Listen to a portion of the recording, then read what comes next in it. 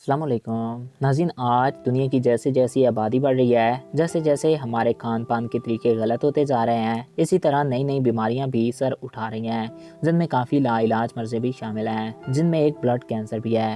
Blood cancer, جس کو leukaemia بھی کہا جاتا ہے، یہ خطرناک اور جان لیوا بیماری ہے۔ جیسے گلے میں، چھاتی میں، معدے میں، دماغ میں کینسر ہوتا ہے، ویسے ہی یہ خون میں بھی پیدا ہو جاتا ہے، جس کو ہم بلڈ کینسر کے نام سے جانتے ہیں۔ آج کے اس ویڈیو میں ہم آپ کو بلڈ کینسر کے متعلق کچھ معلومات دیں گے اور اس سے بچنے کا طریقہ بھی ہم آپ کو بتائیں گے۔ مگر ناظرین، میں یہاں پر یہ کلیئر کر دوں کہ جو سمپٹم اس ویڈیو میں آپ کو بتاؤں گا، وہ ضروری نہیں کہ صرف اور صرف کینسر کے ہی ہوں، اور ان کو دیکھنے کے بعد آپ یہ ٹینشن لینے لگ جاؤ کہ کہیں آپ کو بھی یہ خطرناک بیماری لاحق ہے۔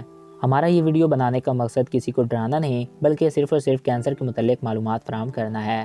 ناظرین، بلڈ کینسر میں بون میرو ٹھیک سے کام نہیں کر پاتا اور مریض دن بہ دن کمزور ہوتا جاتا ہے اور اس کی موت بھی واقع ہو سکتی ہے۔ خون میں روزانہ ہزاروں وائٹ بلڈ سیل پیدا ہوتے ہیں اور ہزاروں ختم بھی ہوتے ہیں۔ بلڈ سیل پیدا ہوتے ہیں اور ہزاروں بلڈ سیل جب ختم ہوتے ہیں تو ایک نارمل صحت مند شخص میں 1 کیوبک ملی میٹر خون میں تقریباً 4000 سے 10,000 WBC ہوتا ہے۔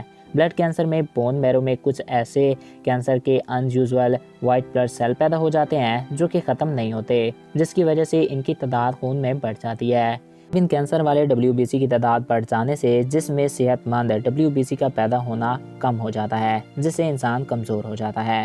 یہ کسی بھی عمر میں ہو سکتا ہے، لیکن اس کا خطرہ 30 سال کے بعد بڑھ جاتا ہے۔ بلڈ کینسر ہونے کی وجہ کوئی ٹھوس سامنے آج تک نہیں آئی، مگر سائنٹسٹ کا ماننا ہے کہ جینیٹک تبدیلی، جس میں جینز یا کروموزوم میں آئے بدلاؤ کی وجہ سے بلڈ کینسر ہو سکتا ہے، اور نشے سے بھی بلڈ کینسر ہو سکتا ہے۔ جس شخص نے زیادہ بار ایکس رے کروایا ہو، اس کو بھی بلڈ کینسر ہو سکتا ہے۔ کھانے پینے کی بری عادتیں، فاسٹ فوڈ وغیرہ کا زیادہ استعمال اور کیمیکل سے بھی بنی چیزیں کھانے سے بلڈ کینسر ہو سکتا ہے۔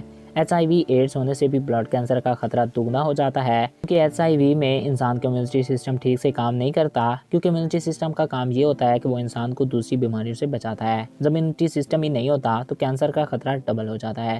تو ناظرین، میں امید کرتا ہوں کہ آگے آپ بھی کوئی نشہ وغیرہ یا پھر اپنے کھانے پینے کی عادتوں کو ٹھیک کریں گے۔ میں امید کرتا ہوں آپ کو ہمارا یہ ویڈیو پسند آیا ہوگا اور آپ کی معلومات میں اضافہ ہوا ہوگا۔